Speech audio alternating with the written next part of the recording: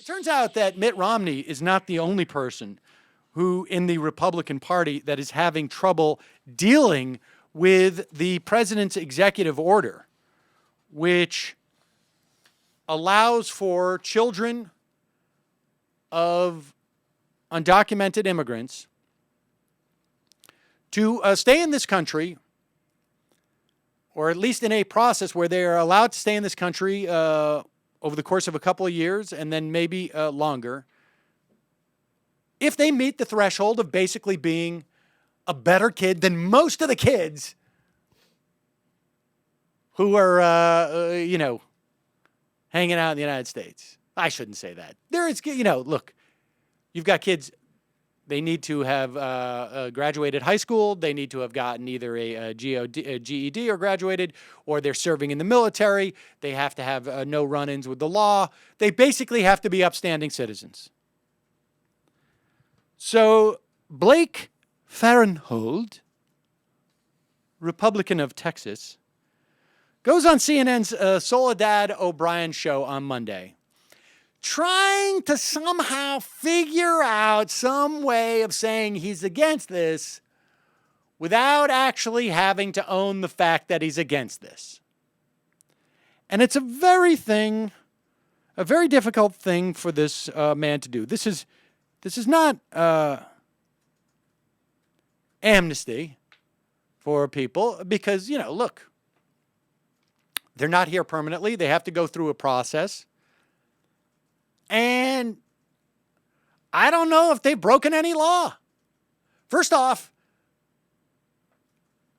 when we say undocumented immigrants, we say so because there is no criminal penalties for this. It is not a crime to overstay your visa. It is not a crime to cross the border. It's not criminal law, it's civil law. So it basically amounts to a parking ticket. Now, the government is allowed, obviously, to deport you and to hold you before it deports you. But I don't know if these kids would have, if you can consider they broke the law. But that's the point. So here is Blake Farenthold trying to explain why he holds 16-year-olds responsible. Listen to this. It's pretty stunning. There's a broad immigration problem that needs to be dealt with in public debate. We need to be talking about things like this DREAM Act, but we need to also be talking about E-Verify. We also need to be talking about broad border security. So talk about it. I mean, what do you mean we need to be talking about this? Are you going to do it or are you not going to do it? The DREAM Act is more or less in place now. All you got to do is ratify it. Now you can talk about the other things.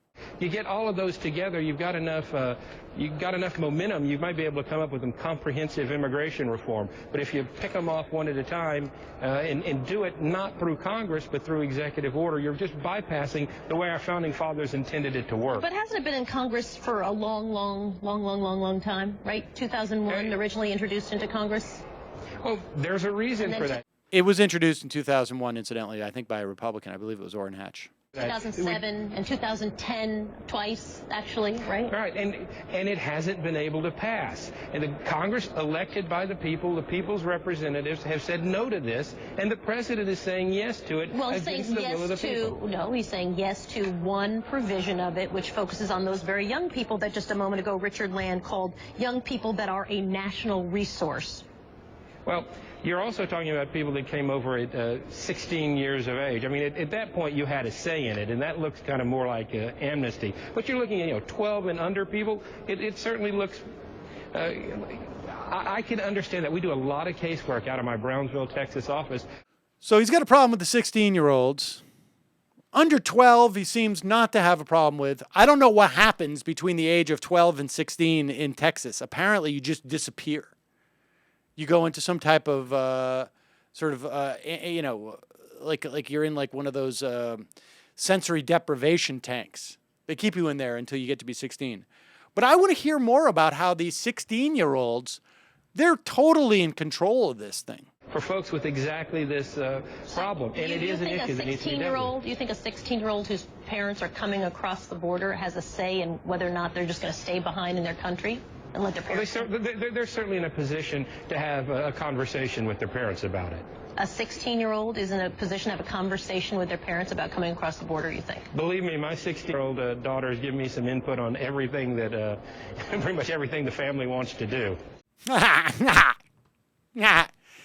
Okay. So, I mean, this guy loves to talk about stuff. We ought to be talking about all of this. We should be talking about it, but not doing anything. So let me get this straight.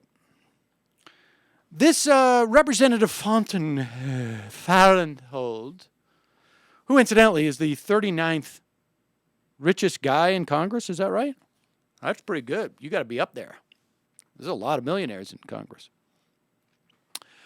He's worth, I guess, $8.57 million. And he knows how much pressure a 16-year-old can exert.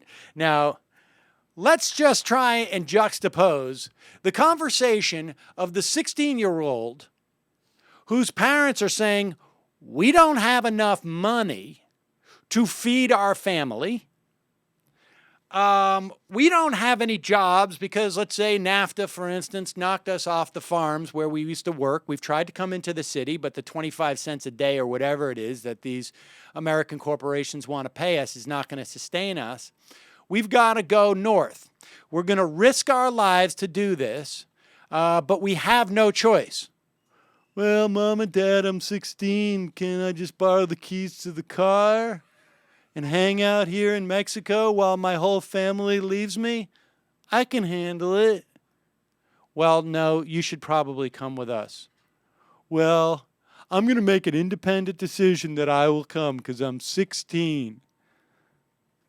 Whereas, let's just imagine what Representative Blake Farenthold's daughter argues with him. I'm 16 now, and I want a Corvette. Or I'm 16 now, and I am ready to go. Let's go to Aspen this year for holidays. Or the notion that this guy is comparing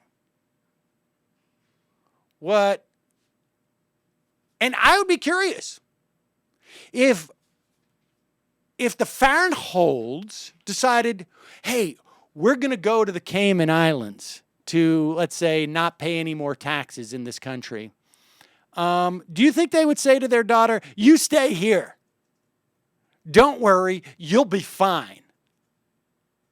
Or do you think they'd take her along? And what do you think they would say if she said, no, I'm going to stay here, even though you're taking all the money and we have no home? I hope that was her next question, but I doubt it was.